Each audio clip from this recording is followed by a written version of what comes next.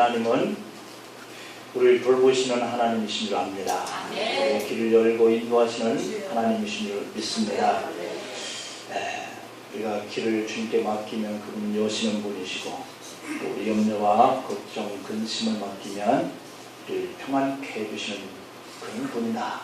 가사로 이렇게 전달이 됩니다. 이런 하나님 우리가 끝까지 믿고 승리하시기를 축복합니다.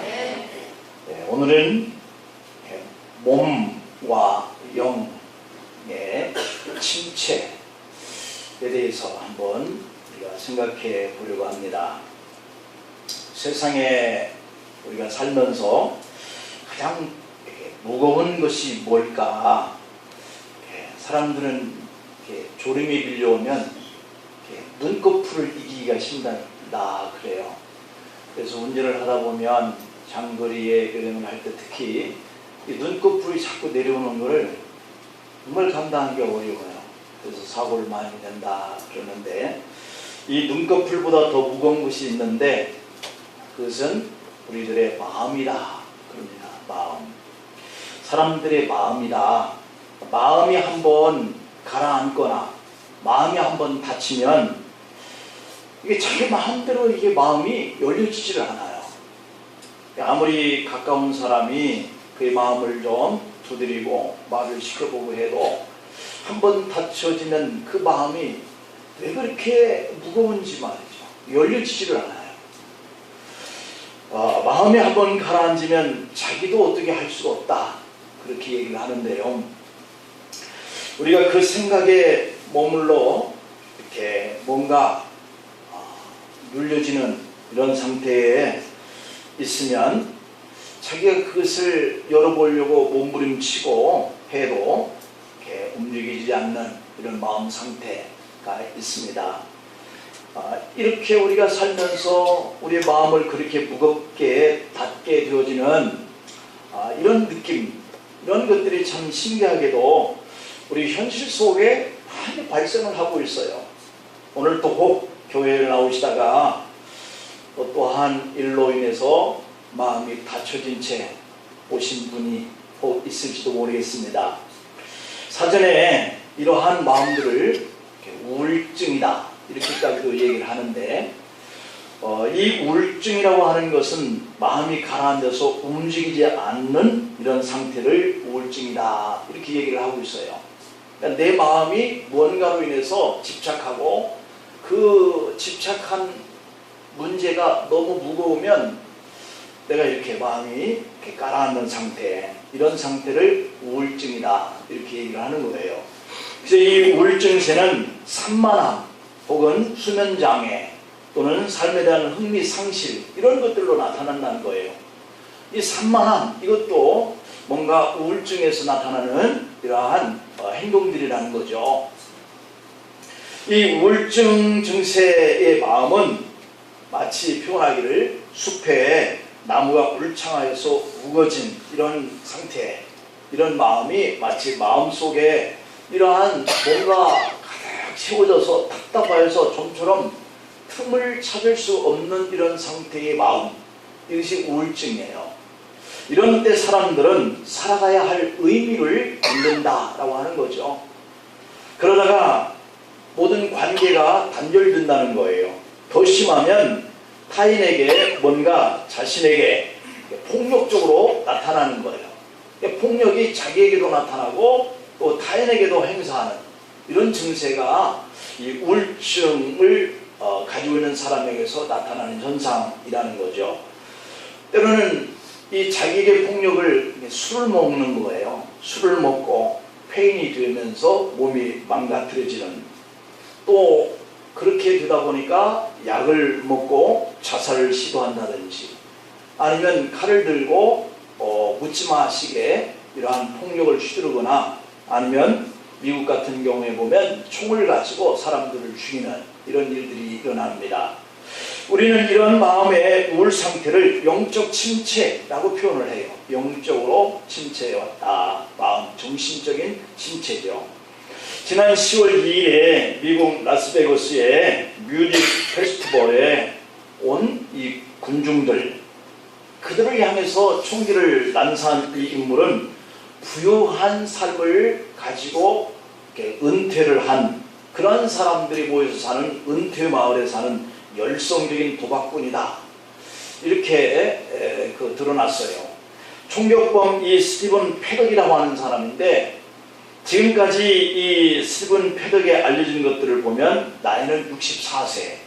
그가 만달레이 베이 호텔에 32층에 투숙을 했었는데 루트 91 하베스트 페스티벌에서 제이슨 알든이 공연을 할 때 총기를 난사를 해서 이로 인해서 59명의 사망자가 났고 최소 527명이 부상을 입었다 그럽니다.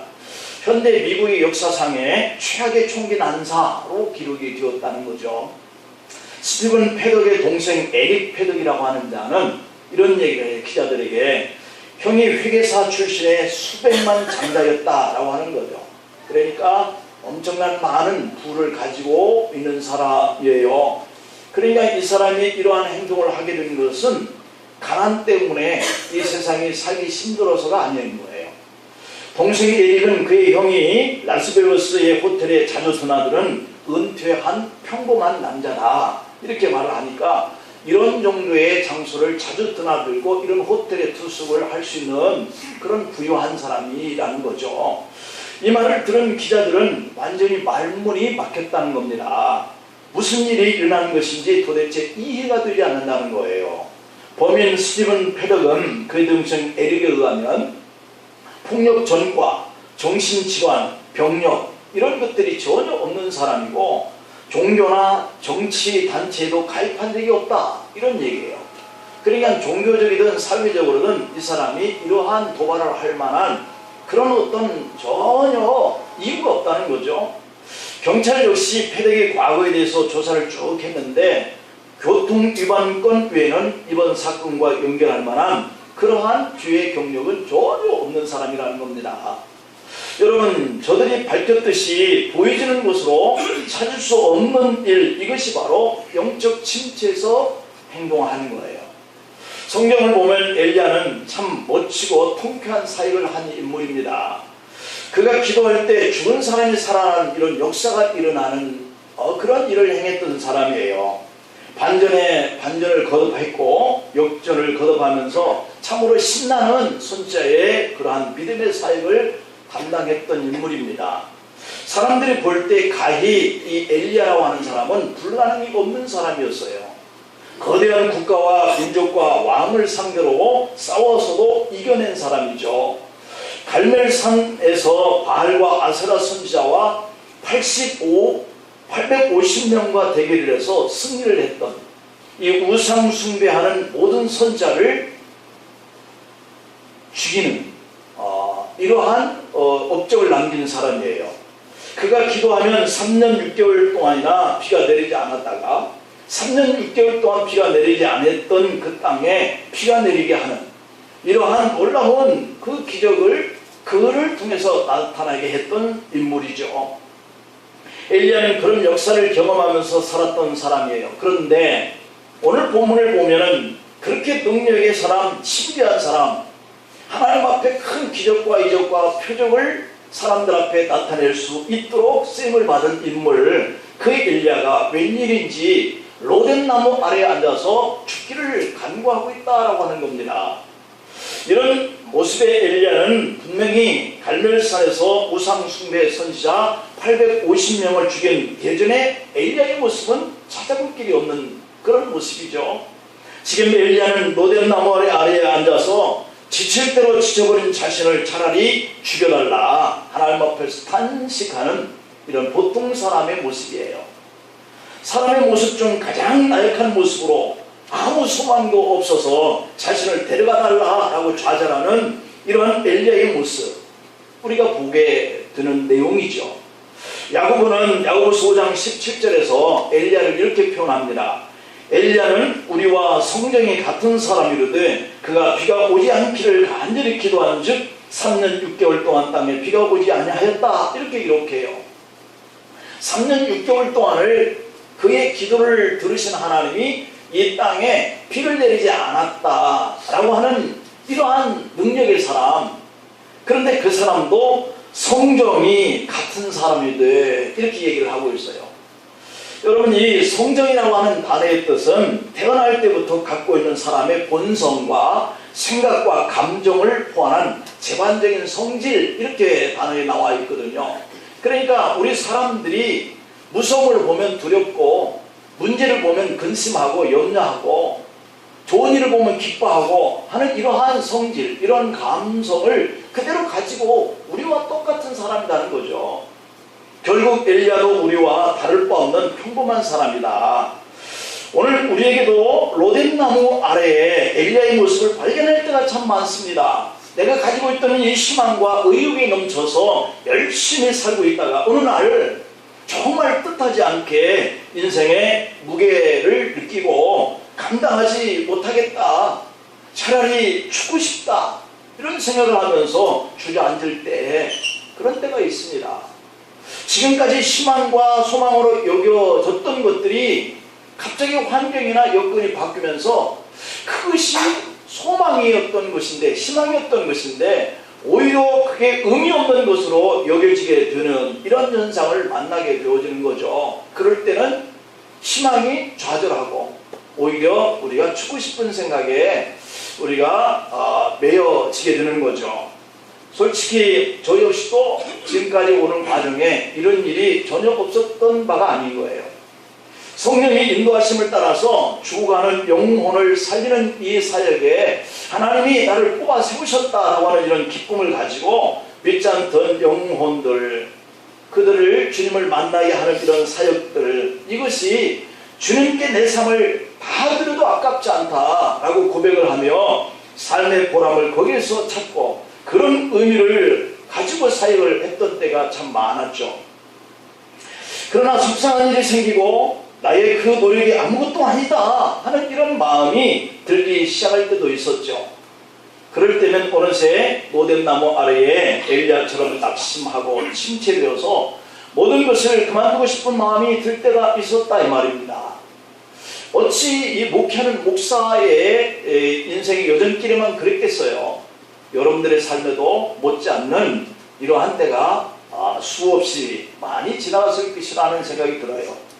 여러분들, 이런 말이 수긍이 되어질 때가 오면 자신의 모습을 이해하기 위해서 이 엘리야의 모습을 한번 생각해보고 그를 살펴볼 수 있기를 바랍니다.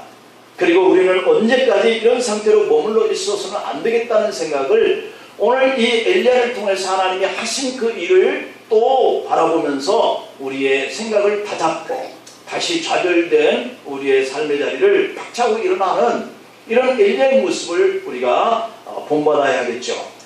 엘리야가 새롭게 자신의 이 로뎀나무 아래에서 죽기를 청했던 이것을 극복하고 더 놀라운 삶을 살았던 것처럼 우리도 그러한 희망을 고백할 수 있기를 축복합니다. 그렇다면 과연 이 엘리야가 그렇게 능력있고 신비한 기적을 행했던 그분이 왜 이렇게 로뎀나무 아래에 앉아서 죽기를 청하기까지의 그런 고백을 했었을까? 어디서부터 엘리야가 이렇게 어려움이 시작되었을까? 그리고 엘리야는 어떻게 그 위기를 극복했을까? 하는 이 문제가 오늘 우리가 살펴볼 수 있는 메시지예요. 그 첫째는 먼저 엘리야가 지치고 낙담한 절망적인 것은 육체의 피곤함, 탈진 때문에, 그러니까 몸의 탈진 때문이었다라고 하는 거예요. 엘리야는 매우 바쁘고 힘든 시간을 보냈습니다. 승리하기 어려운 싸움들, 이 바알 선지자, 아세라 선지자 850명과 대결하는 그런 일이 보통 힘든 일이 아니었을 거예요. 자기는 한 명이지만 이 우상 숭배자의 선지자는 850명이나 되는 이들과 이렇게 싸우고 거기서 이기고, 그냥 그대로 끝났으면 괜찮은데 한 사람을 길이 시내가에 나가서 죽이는 일도 힘들었겠지만 850명의 거짓 선지자를 패한 그러한 이유를 들어서 왕의 명령에 의해서 그들을 다 죽이잖아요. 자, 이렇게 사람을 죽이는 그 일이 그의 마음에 얼마나 큰 어떤 그 굉장한 일을 마치고 난 이후에 가져올 수 있는 어떤 침체, 이런 것들이 있었을 거라고 생각이 들어요. 그리고 3년 6개월 동안 비가 내리지 않던 그 비를 내리기 위해서 최선을 다해서 계속해서 기도하고 기도했던 그의 몸, 이런 것들로 인해서 분명히 이 19장 앞부분 속에서 이런 일들이 일어나거든요. 그리고 이 19장에 이르러서 로뎀나무 아래에 나가 죽기를 정하는 이런 엘리야의 모습을 우리가 볼 수 있거든요. 엘리야는 이러한 엄청난 대결과 또 정성을 다한 이 기도로 인하여서 아마도 기진한 그러한 체력 고갈 이런 것들이 왔을 것이다. 엘리야는 머리를 두 무릎 사이에 넣을 정도로 간절히 하나님 앞에 기도하잖아요. 그의 기도로 비를 내리게 하는데 무려 25km를 이 왕 뒤에서 계속 달려가죠. 이러한 이 일의 사건이 지나고 난 다음에 이 19장을 맞이하게 되죠. 이렇게 엘리야를 통하여서 수많은 이런 기적을 행하는 모습을 그가 직접 행했던 이런 사람이지만, 이렇게 엘리야를 죽이겠다라고 하는 이 이세벨의 그 말이 오늘 이 1절에 보면 들려왔다는 거 아니겠어요? 몸은 피곤해지는데 그의 생명의 위협의 이 말이 들려왔다라고 하는 거죠. 분명히 자기 자신이 죽였던 사람처럼 이 이세벨도 자기를 죽일 것이다 하는 이런 위급한 마음이 아마 들지 않았을까 싶어요. 이런 때에 이 엘리야의 마음은 육신도 마음도 피곤하게 되었을 거예요. 자, 이때에 이 말을 듣고 엘리야가 오늘 3절 말씀을 보면 그가 이 형편을 보고 일어나 자기의 생명을 위해 도망하여 유다에 속한 브엘세바에 이르러 자기의 사원을 그곳에 머물게 했다. 이렇게 했는데 지금 이 장소에서 브엘세바까지의 거리는 150km라는 거리라는 거죠. 그리고 더 이상 갈 힘이 없어서 머문 곳이 바로 로뎀나무 아래였다는 겁니다. 사람에게 힘을 주는 말이 있습니다. 용기를 주고 격려하는 말이 있는 반면에 어떤 말을 들으면 죽을 만큼 실망스럽고 낙담되게 하고 절망케 되어지는 말이 있어요.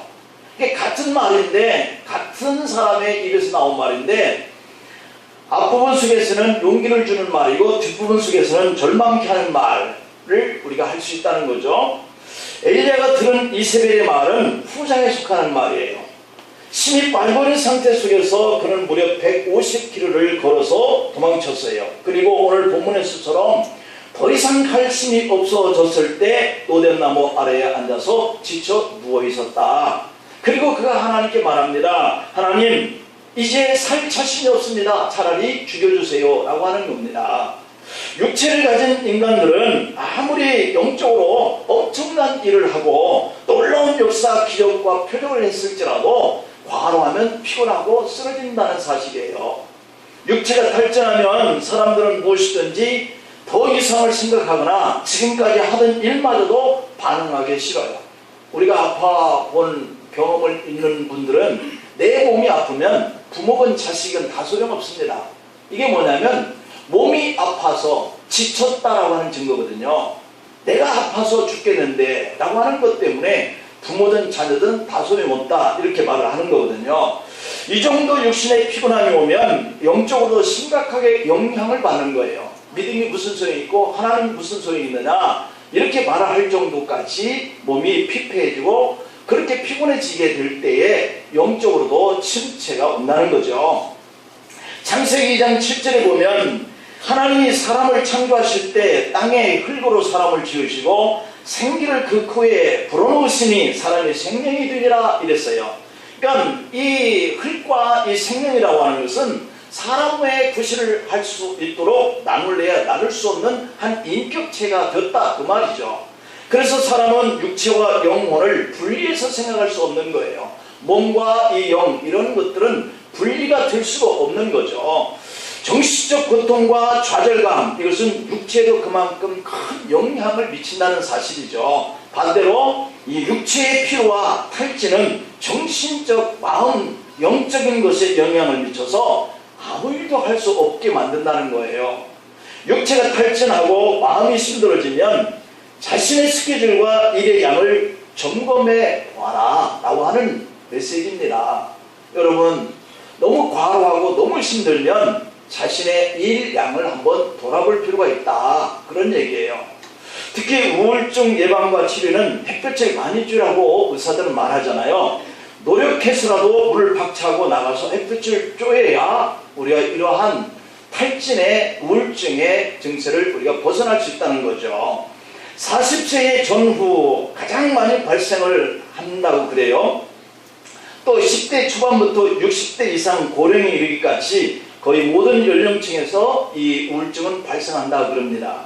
따라서 취미생활이나 운동, 스트레스를 해소할 수 있는 이런 비법을 한두 개 정도씩 생활화하는 것이 좋다 그럽니다. 모든 질병과 마찬가지로 우울증도 충분한 휴식과 또는 영양 공급만큼 훌륭한 예방책도 없다, 이렇게 말을 합니다. 그러므로 너무 피곤하면 쉬어야 된다라고 하는 거예요. 착실하고 의무감이 강한 사람이 우울증에 걸릴 가능성이 가장 높다고 그래요. 힘든 일이나 고민은 직장 상사나 가족과 상의해서 분담하는 그러한 필요성도 이렇게 제시를 하고 있어요. 그것마저 여의치 않다면 리튬이라고 하는 이 우울증 예방약이 있다 그러는데 전문의와 상의를 할 필요가 있다는 거죠. 어디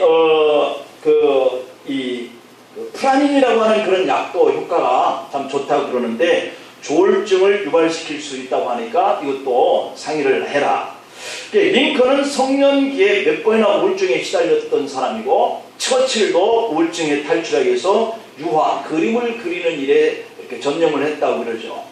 최근에 프로작 졸로푸트라고 하는 부작용이 아주 적고 약효가 좋은 향우울제가 개발이 됐다 그러니까 이런 것도 이렇게 의사와 상의해서 자신의 몸의 건강을 위해서 이렇게 적용을 해볼 필요가 있습니다. 이렇게 많은 일의 연속선상에서 긴장하고 사는 사람은 쉽게 이렇게 탈진할 수 있다 그럽니다. 그것을 아신 하나님은 엘리야에게 천사를 보내서 숯불에 구운 떡과 물 한 병을 주면서 그를 쉬게 했다라고 하는 것이 오늘 이 본문에 기록되어 있어요.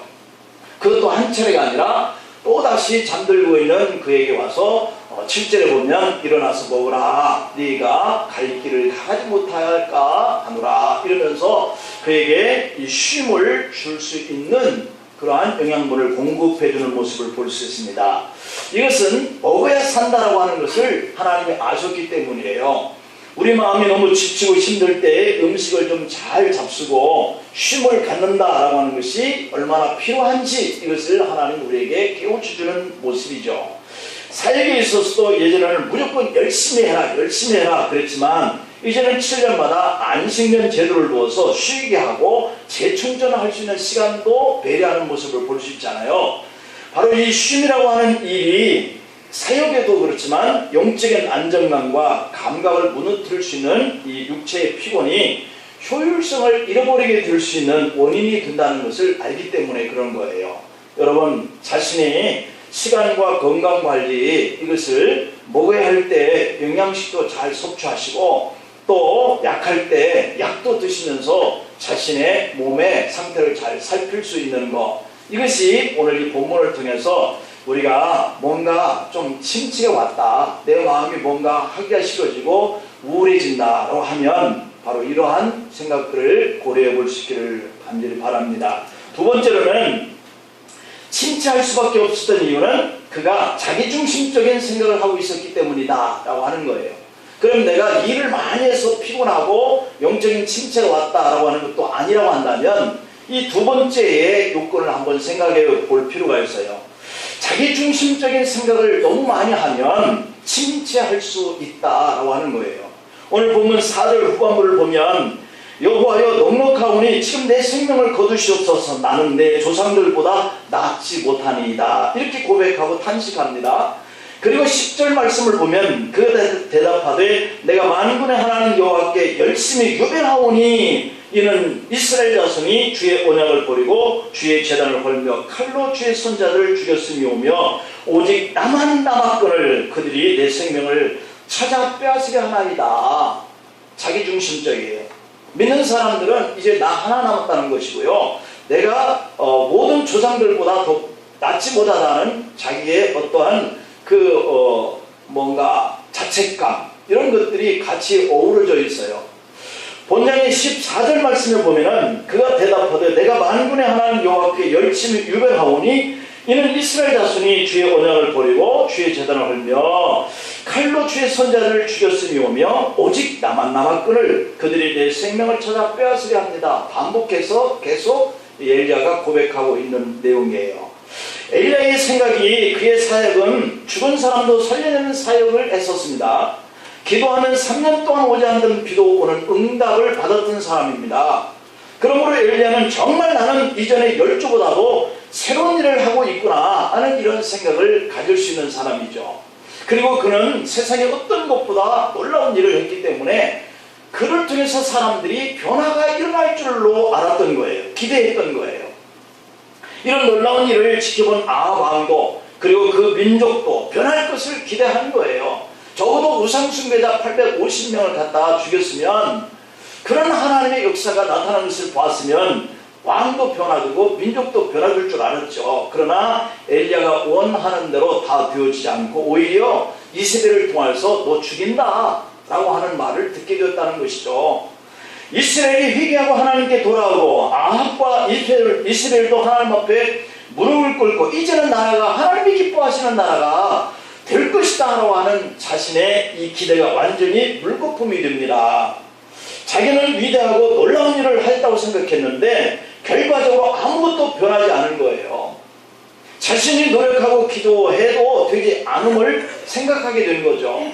최선을 다하고 정성을 들였던 일에 좌절감이 온 거예요. 오늘 본문 3절 상반부를 보면 그가 이 형편을 보고 일어나 자기의 생명을 위해 도망했다라고 그랬잖아요. 이 형편을 보고 라고 하는 이 엘리야의 고백이 뭘까요? 자기가 기대했던 현상이 나타나지 않은 모습을 보고 라고 하는 거예요. 우리도 엘리야와 똑같은 것입니다. 나는 최선을 다했다고 생각했는데 기대만큼 결과가 안 온 거예요. 모든 것을 잘 참고 견디면서 목적을 이루기 위해서 달려왔는데 모든 것이 뜻대로 되지 않으니까 탈진이 오는 거예요. 좌절하는 거예요. 혹 여러분 중에도 여러 가지 이유로 탈진한 분들이 있을 겁니다. 혹시 최선을 다했는데 물거품이다 하는 이런 결과를 보고 실망을 경험한 분도 있을 거예요. 혹 사람의 관계, 인간관계에서도 그럴 거예요. 기대한 사람이 변치 않을 때 또는 자녀들에게 기대를 하고 투자하고 노력했지만 생각만큼 결과가 좋지 않을 때 좌절이 오고 침체가 오는 거죠. 오늘 엘리야가 하나님의 말씀을 듣고 깨달은 것이 있습니다. 하나님의 엘리야를 부르신 목적은 그가 얼마나 충성했느냐 이것을 기대하는 거예요. 그리고 그 후에는 어떤 환경이 처하든지 해결하는 분은 하나님이다 라고 하는 것을 우리에게 교훈합니다. 여러분들이 하는 일이 소중하고 또 해야 하는 일이기에 열심을 다했다면 그 결과가 어떠하든 간에 하나님을 바라보시기를 축복합니다. 그렇지 않으면 여러분들이 침체가 하고 우울증이 오는 것에 여러분들이 시달리는 거예요. 내가 이 정도밖에 안 되나 하는 생각이 좌절하게 되고 낙심하게 되는 거예요. 단지 하나님이 명하시는 일을 엘리야가 충성된 마음으로 변함없이 성실하게 감당했는가 이것을 하나님은 보고 싶어 하는 거예요. 사실 엘리야는 자신의 기도로 모든 것을 이루었다는 이 자만심이 충분히 들어왔을 수 있어요. 그러나 하나님은 바로 그러한 모습을 엘리야에게 깨우쳐주고 네가 하는 것이 아니라 내가 한다. 네가 아무리 그렇게 했다고 생각하는 그 자만심 그것을 가지고 있어도 너를 죽이려고 하면 얼마든지 너는 약한 존재다. 이런 것을 드러내 보여주신 거죠. 하나님이 정하신 목적과 하나님이 일하시는 때와 방법이 있다. 이것을 엘리야에게 다시 하나님이 깨닫게 해줘요. 그리고 다시 그에게 먹을 것과 물을 주면서 그가 해야 할 일을 명령하시고 가게 하시는 이 대목이 오늘 본문의 내용이죠. 낙심했던 여러분, 절망했던 여러분, 최선을 다했던 그 일들을 우리가 돌아보고 결과가 좋지 아니할 때, 사업이 혹은 자녀가 나에게 실망을 주고 어려움을 당할 때 우리는 힘들고 지쳐서 탈진할 때가 있다는 겁니다. 이것이 엘리야도 그랬고 많은 선지자들도 그랬고 그리고 우리 믿음의 선지자들도 우리도 똑같은 성경을 가졌다 그러잖아요. 그러니 우리가 이러한 일들이 오는 이 일을 왜 나만 겪는가, 왜 나만 아픈가 이런 생각을 가지면 여러분들이 영적으로 침체가 오는 거예요. 그러니 우리 이 말씀이 여러분들의 내마가 되어서 어떤 일에 내가 최선을 다했으니까 좋은 결과만 와야 된다 하는 이러한 생각들에게서 우리가 하나님 앞에 우리가 얼굴을 돌려야 돼요. 주님은 그러한 상황 속에서 우리가 얼마나 주님 앞에 성실하게 섬기고 사랑하는가 이것을 끝까지 보고자 하시는 분이에요. 오늘 내가 알지 못하는 계획과 목적을 가지고 하나님의 일을 추진해 가시는 그 하나님을 다시 한번 신뢰하고 엘리야처럼 일어나서 하나님께서 그에게 부여하여 주신 그 사명을 들고 호렙산을 향해서 달려가는 이런 엘리야 모습처럼 오늘 주님께서 엘리야를 위해서 천사를 보내셨어요. 그래서 그 영적인 깊은 침체 속에서 벗어나게 만들어요. 너무나 지쳐있는 엘리야에게 찾아가시는 하나님처럼 침체된 여러분에게도 찾아가시고 힘들어하는 여러분에게도 천사를 보내시고 이것을 먹으라, 먹다가 지쳐서 삼는 엘리야에게 또 다가가서 또 먹을 것을 주고 하시는 하나님. 그래서 여러분들이 침체된 것에서 하나님이 역사하시는 일을 통하여 다시 용기와 소망을 주는 일이 한 번에 그치는 것이 아니라 하나님이 지쳤을 때마다 침체될 때마다 다가가시면서 새로운 용기와 또 일을 맡기셔서 우리로 하여금 일할 수 있는 곳을 향해서 가게 하시는 이런 하나님을 바라보면서 여러분들의 몸이 너무 피곤하고 지치면 영적으로 침체가 온다.